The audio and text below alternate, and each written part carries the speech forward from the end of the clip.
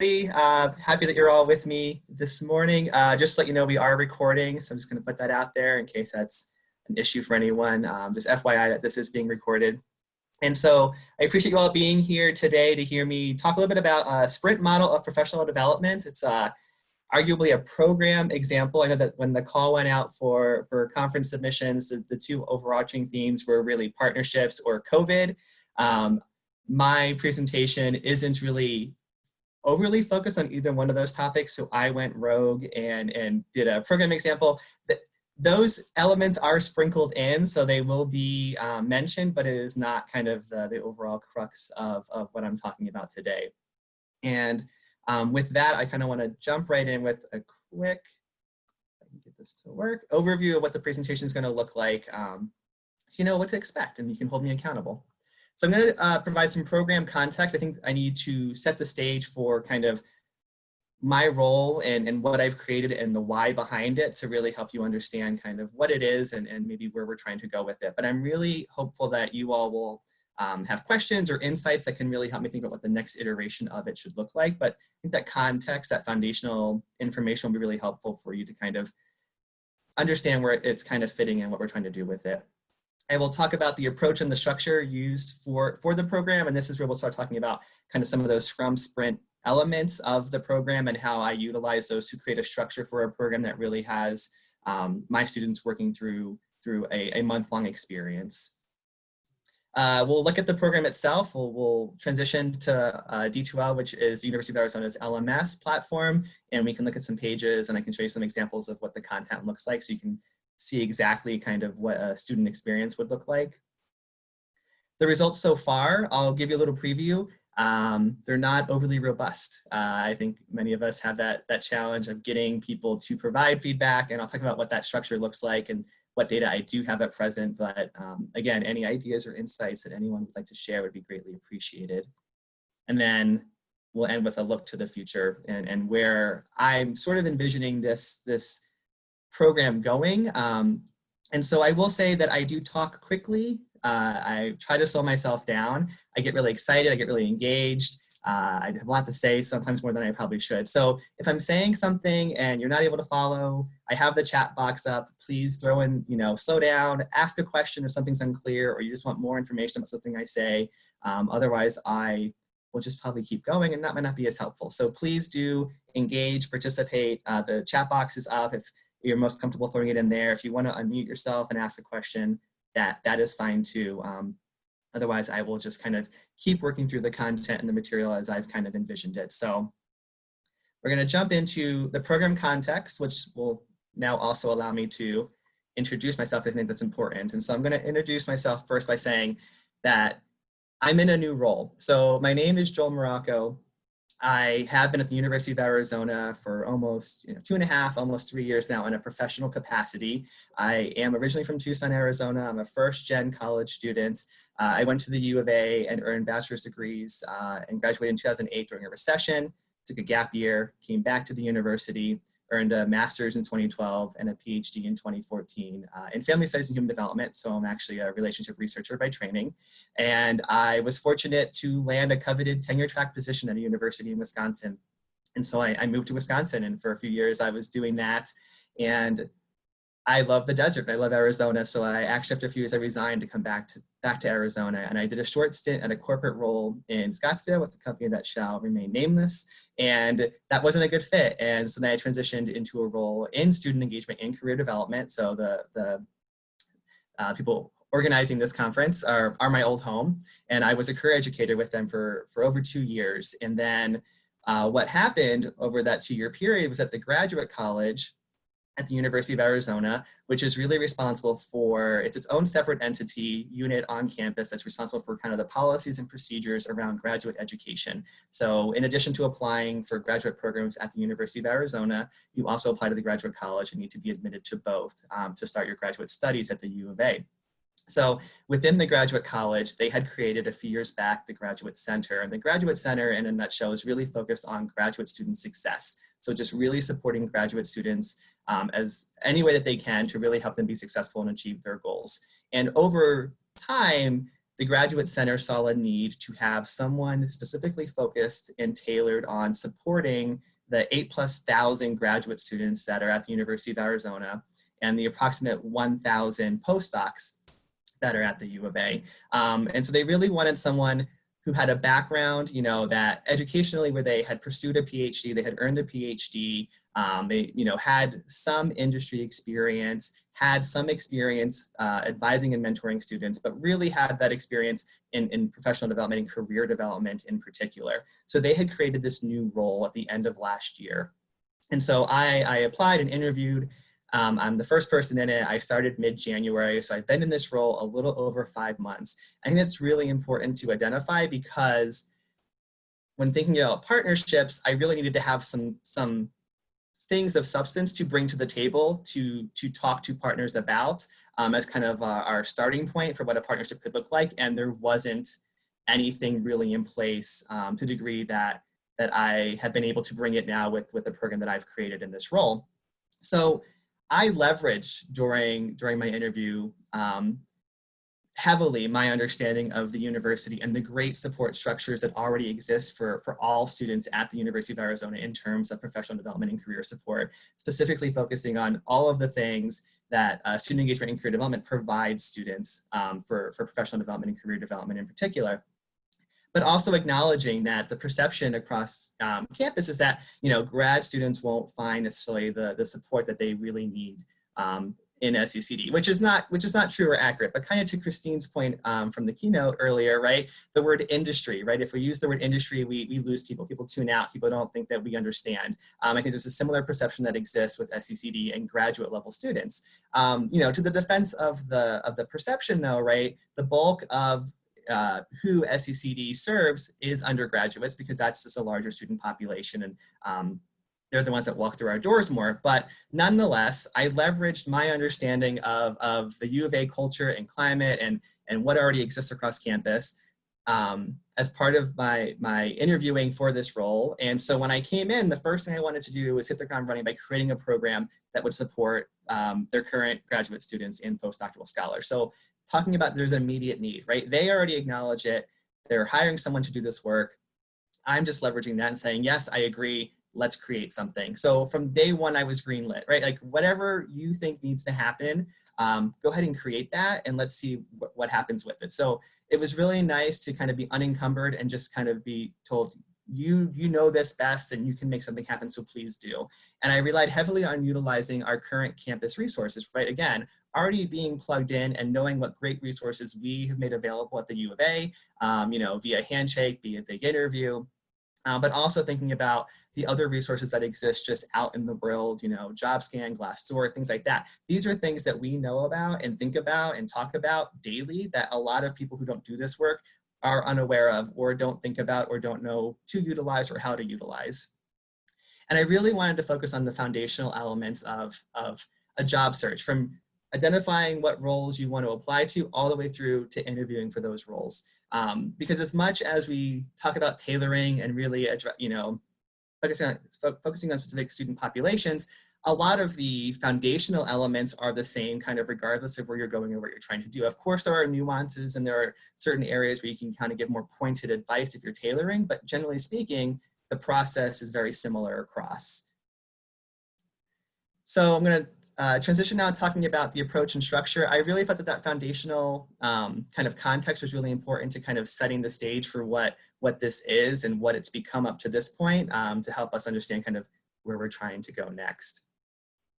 So being from SECD, kind of where I cut my chops in career development and professionalism, we do a lot of sprints and iterations and design thinking. So I came into this role with the idea that I really wanted to create a program experience that provided structure to students. We have a similar program in SECD that places a student into a course site and gives them some direction and lets them kind of work through it at their own pace. I saw some of the benefits of that program. I also saw some of the challenges of that program in terms of helping students kind of find what they need and complete and make progress as they're working towards their career goals and exploring what they need to do and understanding what those things entail.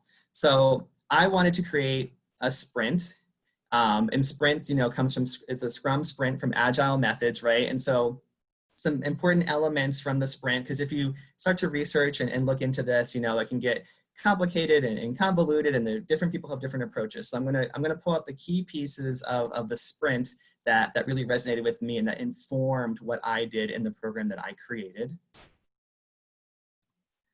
So first, what's a sprint? Well, right, it's a short race at full speed, which is a really important piece of this program, is that they're short durations, and so the program was going to be a short duration. And so by short duration, most sprints are 2 to 4 weeks. So I created a program that is 4 weeks long. So arguably it is a long sprint, but it helps to set the stage for the individual coming into the program that this is how long this is going to take me to complete if I do this program. So it's nice to kind of have an understanding of the scope of the time required. So 2 to 4 weeks is the average sprint duration. Again, it's that short race at full speed. So people are committing to working on their professional development, right, when they sign up for the sprint, and they're going to do that knowing that it's going to be a month-long process, which is really helpful for people, especially at the graduate level, which is the student population that I'm working to support, because they have a lot of other competing demands in terms of families, children, working in their department, in other jobs. They don't necessarily have the time to get into a longer program. And so helping them recognize that this is a month-long commitment. I've had students respond with, oh, this is great, but I'm doing my comprehensive exams that month, so can I push it back a month, or can I do it a month sooner? Or, I'm gonna be at a conference for a week, in the middle of that, is this still gonna work for me? So it's really helpful to kind of let them know ahead of time the duration. You identify target or goal, right? So also really explicitly communicating to them, this is what you're working towards, and what this is gonna look like is helpful, because as much as we wanna think that people understand when they're signing up for something what it is, they don't always know. They go to the graduate students go to the Grad Center's website, they're looking for support with things around career, they see a program, they sign up for it, they don't remember what the name was, they don't remember what the purpose of it was, so rather than have that ambiguity hang out there, right, really setting up the stage, like this is how this is, and this is what you're working towards. Planned amount of work, which ties into the daily progress. So upfront, I tell them, this is a month-long experience, and every day the expectation is that you're making progress towards your goal. And for them, the goal is the job, right? Whatever job they're thinking about, they want to pursue. And they can come in not knowing what that job is, but very quickly in, they're going to start identifying roles that are a good fit for them. But then telling them that every day, right, there's something to be done in this traditional sprint fashion to help you take a step towards that goal.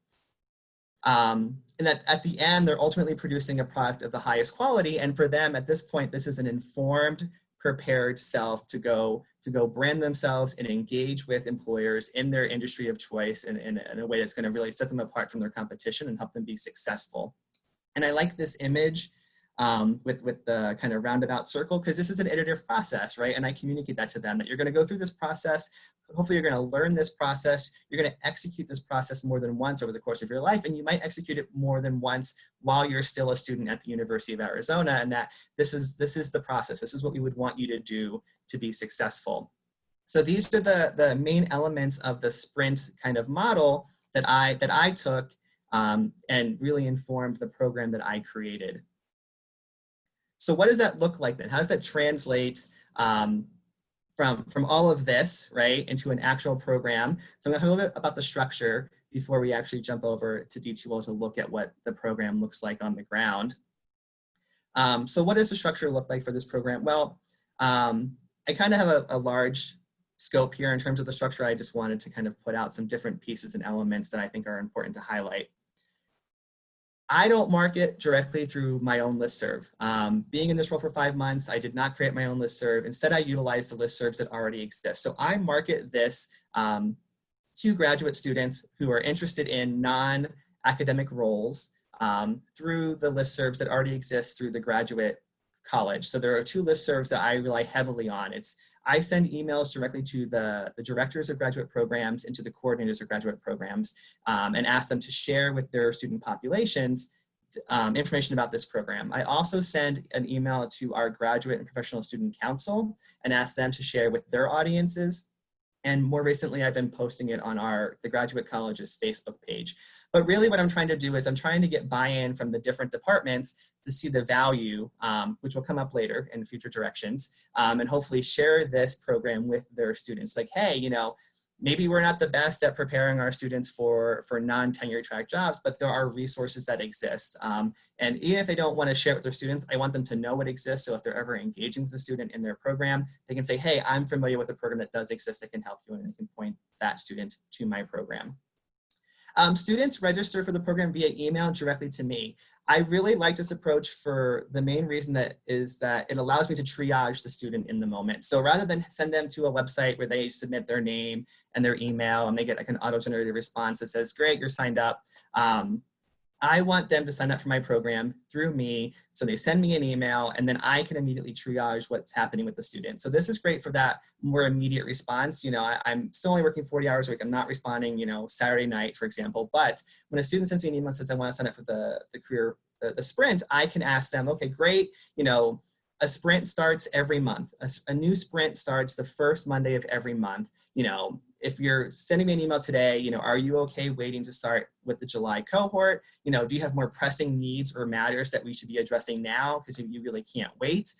So it lets me triage the student in the moment and address their needs, because as we know, students really want that on-demand kind of support. And so I don't want to put someone into a program, you know, through a process that's automated when they really needed someone to look at their resume or cover letter, you know, 2 weeks ago because they were applying for an opportunity. So I really like the registration via email for the availability to triage a student in the moment.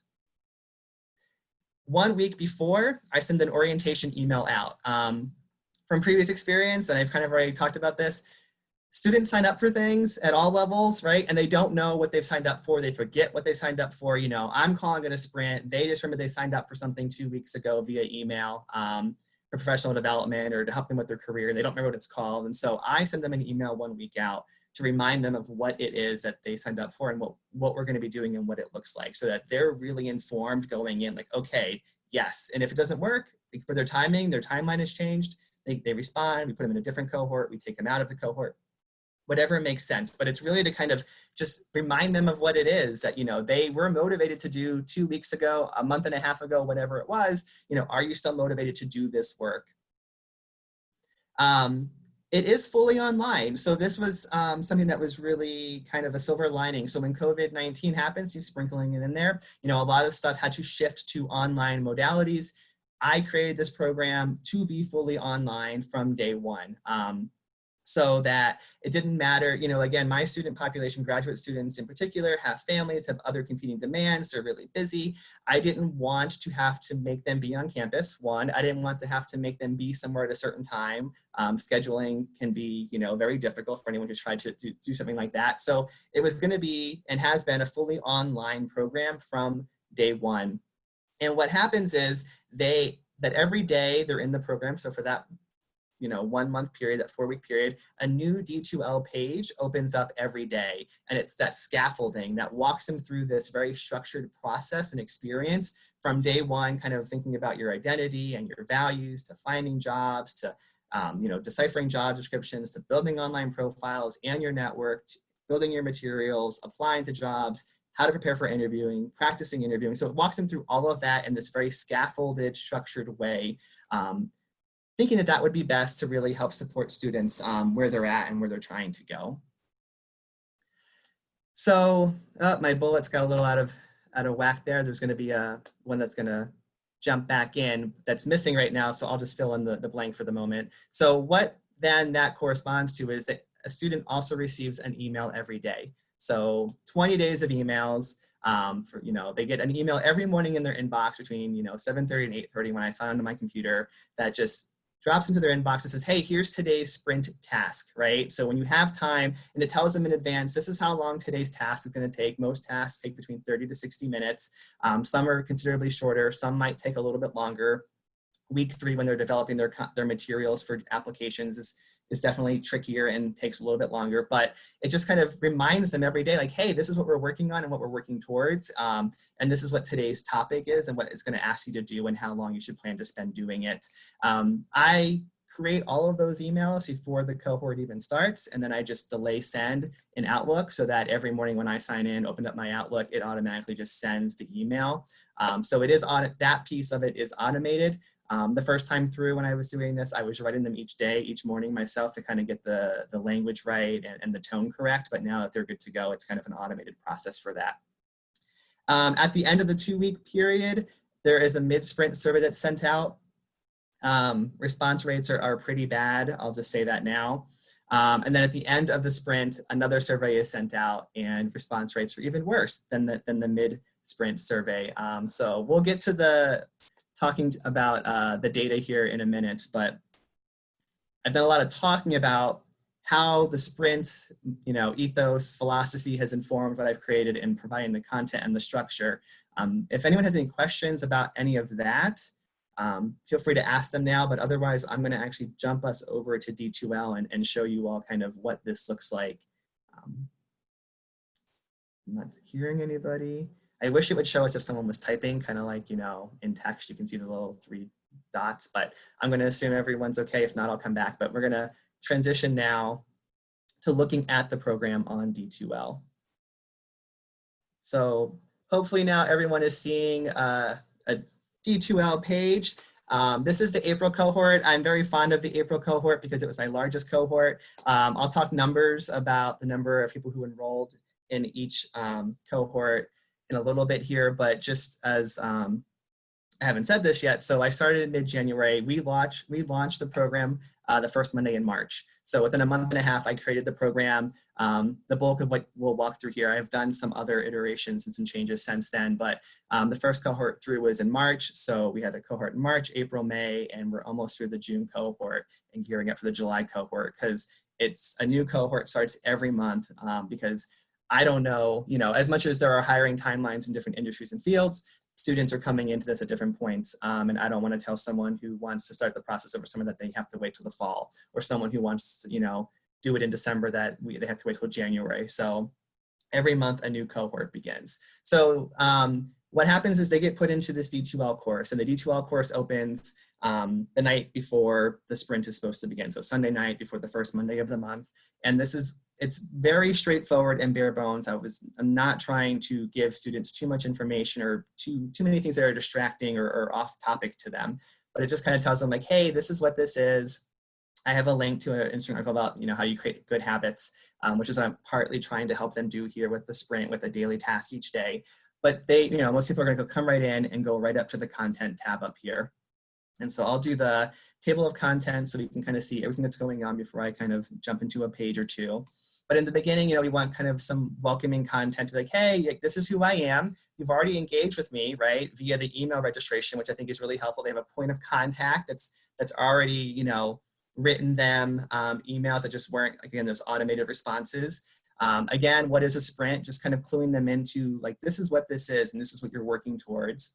And there are 4 weeks of topics, right? So I try to elevate the language a little bit into a way that is going to resonate more with graduate students, especially PhD students and kind of the work that they do. But week 1 then is that focus on research and discovery. Week 2 is on the networking and professional profiles. Week 3 is on application materials. And week 4 is on interviewing. And I will note, and we'll look at this in a little bit, since the foundational kind of core pieces have been created and have launched, I have been able to build out some additional support pages. So thinking about the way in which the process, is very general and uniform in a lot of ways for most people, there are specifics that we can start to look at, if you're an international student, if you're someone with 20 years of experience, right, getting a new degree, if you are LGBTQ, or if you just are, it's really stressful for you, and some mental health pieces might be helpful. So we'll look at those too. But like I said, each day, so they don't have access to all of the content when they come into the D2L site. They only have, you can kind of see the stack, how it's been stacked, right? So April 6th, 7th, 8th, 9th, 10th, with the idea there that every day they get that email in their inbox, they're going to click on the link that's going to take them right to the page that corresponds to that day, and they're going to make a little bit of progress towards their career goal. And you can kind of see how it's broken down. So in week 1, they're really understanding the scope. So one of the things that is particularly of interest in this program geared towards graduate students is that with when talking with them, I heard a lot of things about identity and expectations and goals, and that they came into grad school to get their PhD, to become a tenure track professor, and what does this mean to leave the academy, and are they a failure, and how can they still do the things that they love when they're not, in a university setting. And so, for example, day one really is about identity, right? And how we think about the work that we do. It just gives them some articles to read, right? To review and consider. There are, your job is not you. You can have a rewarding intellectual life outside of academe. 4 tips on applying to jobs outside of academe, because I really want them to kind of be in the right mindset. Now, not everyone's going to need this, and that's okay, right? There's no expectation that anyone completes a page or looks at it. Ideally, everyone would, but they're really driving their experience. So I tell them that you're going to be put into this experience, and every day it's meant to be helpful. But if you don't think it's helpful, or you're like, I don't need that kind of check, well, then you can skip that day's task. I also built in some reflections. So March cohort launched, I did not have built-in discussion threads or boards for people to kind of vent or share or ask questions of their cohort. And right away, people were asking, well, how I'd like to do that. I'd like the opportunity to kind of, engage with my cohort, because I do call it a cohort model, and people, when they hear that, they assume that they're working with the cohort, which is very true. So I created discussions where appropriate, where I'm asking people to kind of reflect. It's not a requirement, right? It's just like, hey, people reflect in different ways, and you might want to just think about these things, but here's also an avenue if you want to kind of engage with other people. I will say the discussion threads in April were used most heavily so far, but people don't respond to each other. So often what's happening then is that I'm the one following up and providing guidance or insights or details.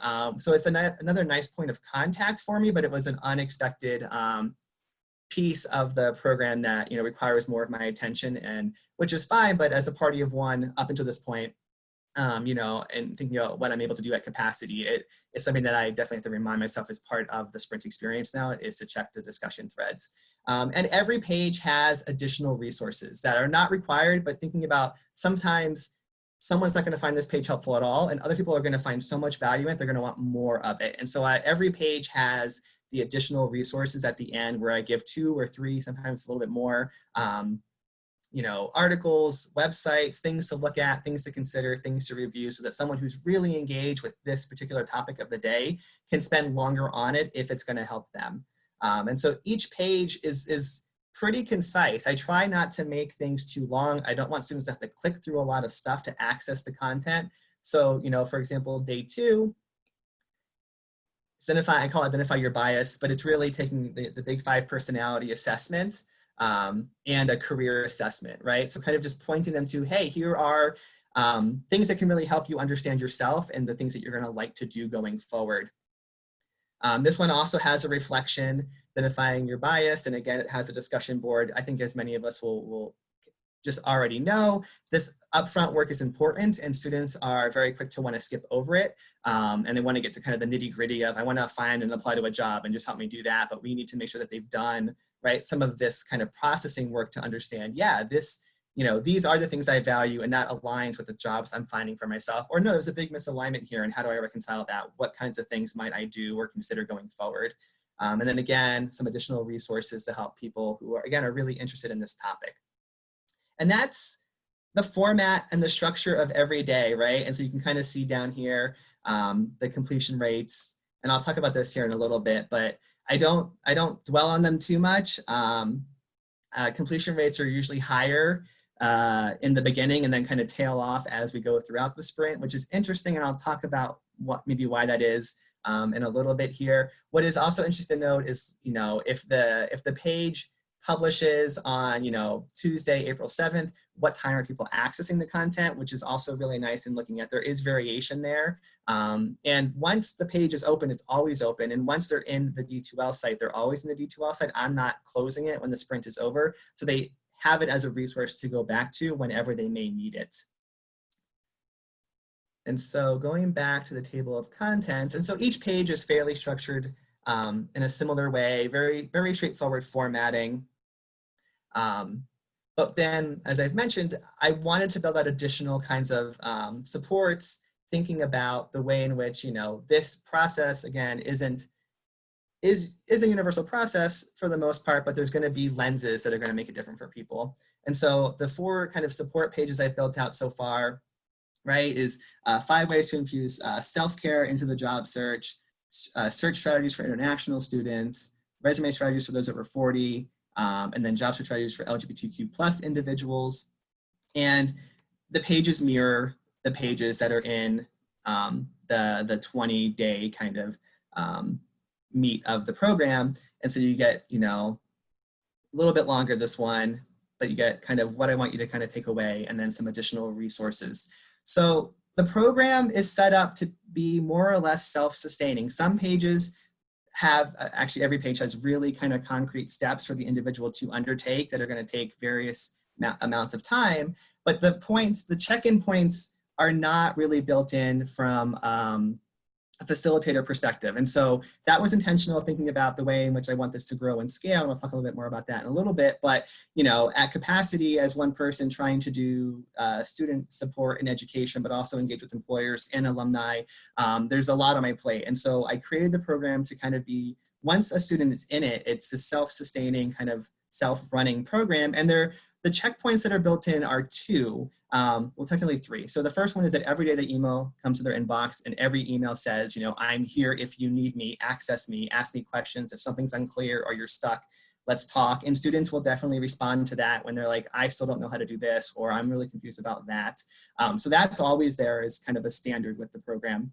But then outside of that, in week 2, where they're building their professional profiles, build your network is the 3rd day, and it gives them very concrete steps by which, to build your network. And one of the first points here is, hey, connect with me on LinkedIn and send me, a short message, right? A connection, with the connection request, you can send a message and ask for a profile review, and I can do that. I've had just a handful of students take me up on that offer. But it kind of walks them through very concrete steps about, like, this is, if you hadn't done this yet, here are the things I would do on LinkedIn to start building your network, right? Connect with me, or start following the University of Arizona's LinkedIn page, ask to join the Arizona Alumni's LinkedIn group, like just easy ways to get connected. And then give some other opportunities, or I should say ideas about other ways to connect with people.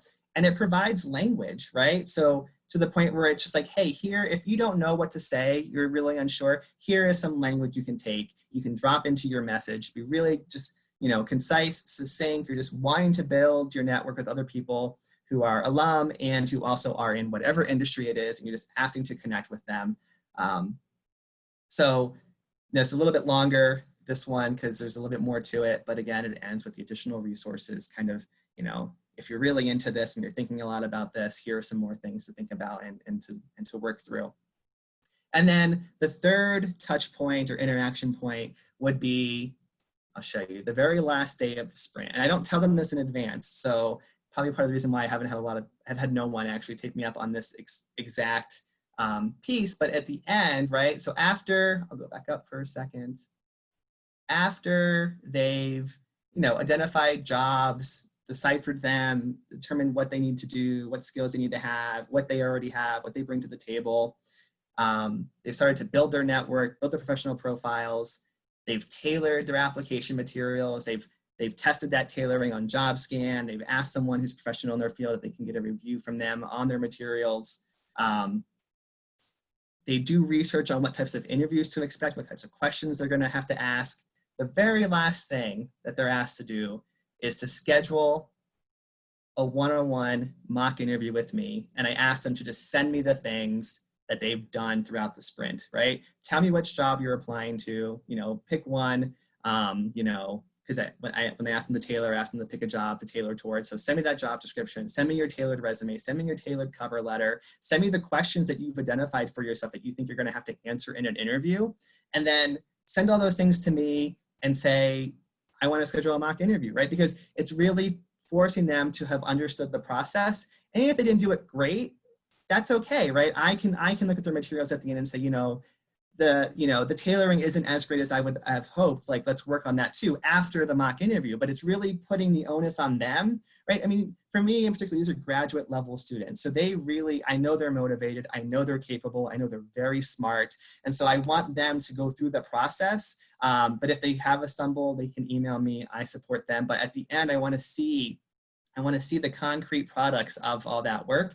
And I've had no one do that yet. And like I said, participation does trail off as we go. And I think one of the reasons that is because week 4 is interviewing. I don't think a lot of them are ready or are there yet. So I think what happens is week 1, some of the stuff is helpful. Probably definitely, how do I focus on understanding a job description, right? Week 2 is helpful. Okay, I can review my profile. I can start connecting with people. Week 3 is helpful. I can build my materials. And then like, I'm not even applying to real jobs yet, or I'm not at an interview stage yet. So I'm not even gonna look at that stuff yet. And so the page views really confirm that people aren't, case in point, you know, of the 20 something individuals that were, you know, 1, 2, 3, 4 people looked at this page. So they're not there yet, and that's okay, right? Because again, this is their timeline, and if this isn't helpful for them right now, that's fine by me. I don't want to force anyone to do something that's not going to be helpful.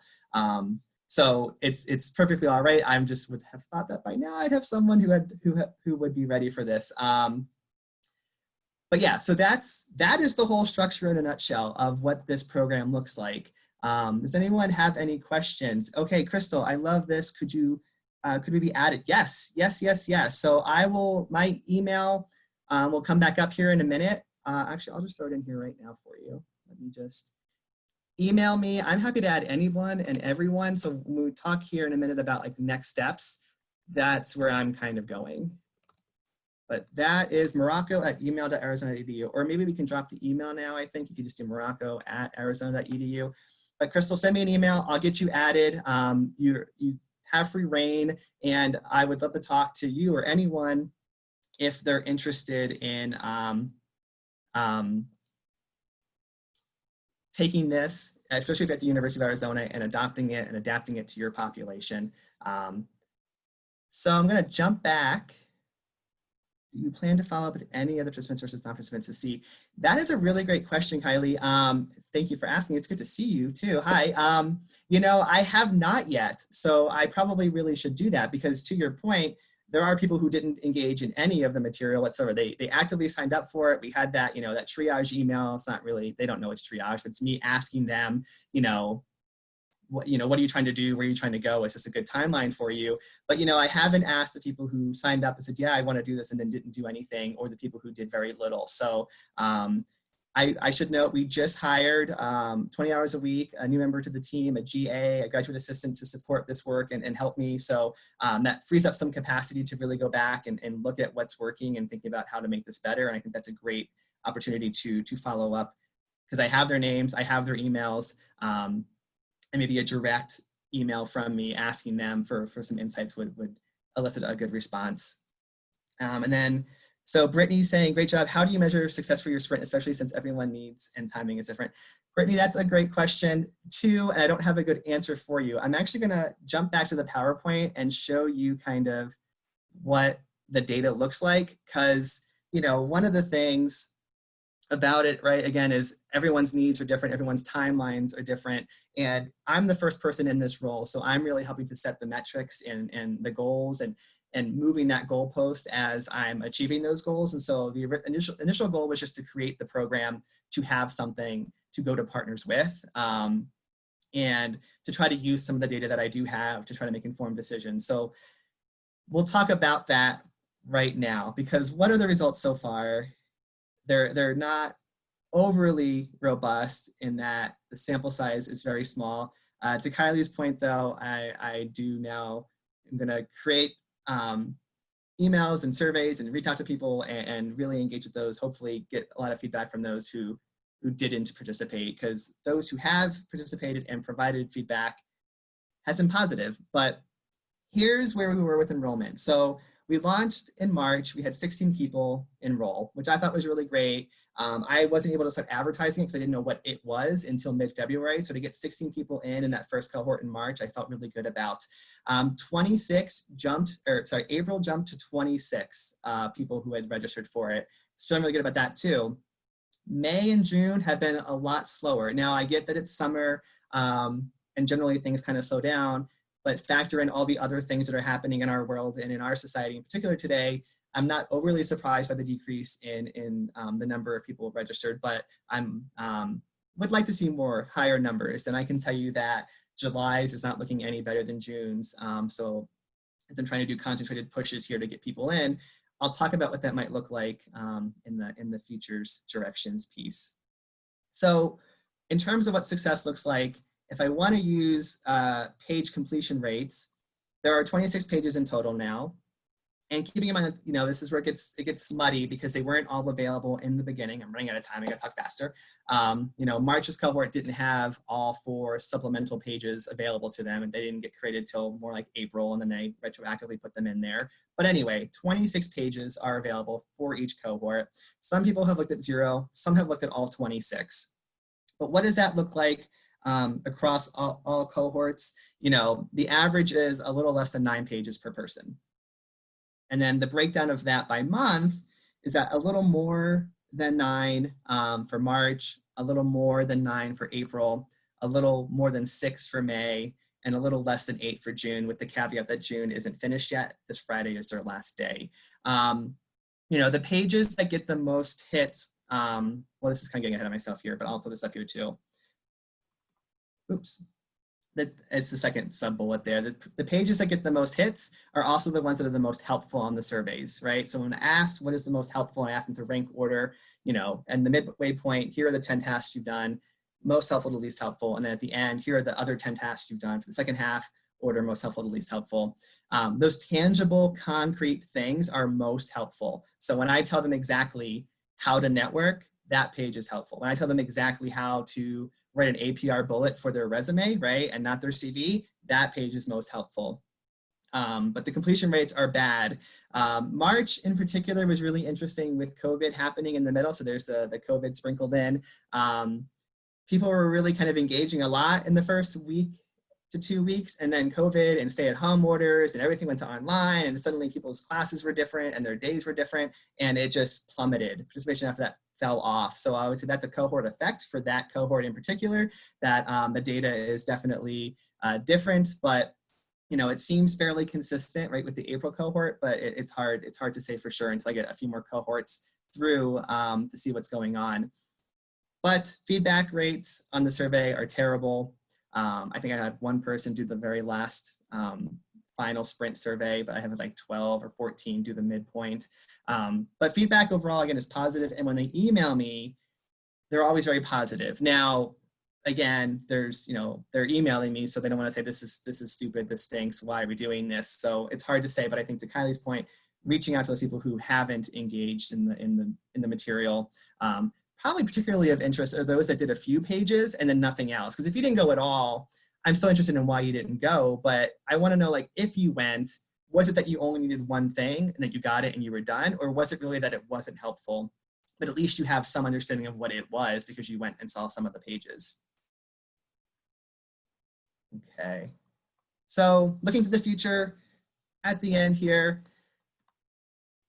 with my new graduate assistant, just yesterday we were talking about, as I was explaining what this program is, we were talking about, is there a way to add an in-person or some kind of synchronous element to the sprint so that it brings people together to create more of an actual sense of community and cohort that doesn't currently exist in the program? And there's definitely opportunity for that. I think one of the nuances with graduate students and postdocs in particular is that they don't always want other people to know that they're looking for opportunities outside of the academy for various reasons. But I think that there are enough of them who would like the opportunity to do this, that we can do this. So thinking about what that could look like, in the fall, we're not going to be doing in person, obviously, but thinking about what this synchronous kind of thing could look like, over lunch or in an evening or on a weekend when people might have more availability, or things that we're going to consider now that we've kind of, increased capacity with the graduate assistant on board. Tailoring to specific graduate student populations, right? So that idea of integration that Christine was just talking about. So this is the fundamentals of the process. But, if you're, an art history major, the things that I could point you to in terms of who's, here are good organizations to connect with, here are good people to follow is going to be different than if you're a STEM student, an engineer student, right? And so if I can partner with the colleges, right, and the grad coordinators and the directors to really make it specific to their student population, we can maybe create a funnel where their students are taking a certain version of the sprint that's geared specifically towards them. And that makes a lot of sense going forward because a lot of the graduate programs already offer some sort of professional development thing they want their students to do. So this would be the opportunity to kind of say, hey, I know you've already are doing stuff with your students. Here's another option that we could pursue, and I could work with them. And so one of the things I plan to do as we get near, further into summer, into the fall, is to start requesting meetings with the directors and the coordinators of graduate programs to meet with them one-on-one. They've got lots of emails from me. They haven't all interacted with me, and then see if we cannot create a partnership where we can really launch this for their student population in particular, and that they can then own it, and I can help to keep it updated, but that they can be the ones that are really going in there and tailoring it to say, hey, everyone in our field goes to this conference, right? And that organization is on LinkedIn, so go follow them. Or when we think about tailoring, hey, here are the essential transferable skills that we know you possess because you're coming from our major, so make sure that you get them in there somewhere, because I don't know all of them for every major, right? And I don't, and students really like the kind of concrete, right, direction. So I think that would really benefit a lot of students. And then thinking about the way in which we can migrate this content to a revamped website for ourselves. So right now, my stuff lives in a very long resource page on the Graduate Center's website. We have created a, behind the scenes, it's not published yet, new website page for me that's going to have a lot of different content for students to engage with, and thinking about how do I help best bring this information that right now lives behind the D2L wall to the public, so that if a graduate student on campus or a postdoc says, hey, what are resources that are available, they can go to my, my website page in the Grad Center and find exactly what they need in the moment. But also hopefully, pique their interest in the sense that here are some resources, but we also offer a structured process for you to engage with this content if that's more helpful. So to better serve students. So questions, and I'll leave on this slide because I know we're right 2 minutes over time, so I apologize, but I'm still here for questions. And there's my email again. Yeah, let me know what you're thinking, if you have thoughts, ideas. I told you I could talk the whole time.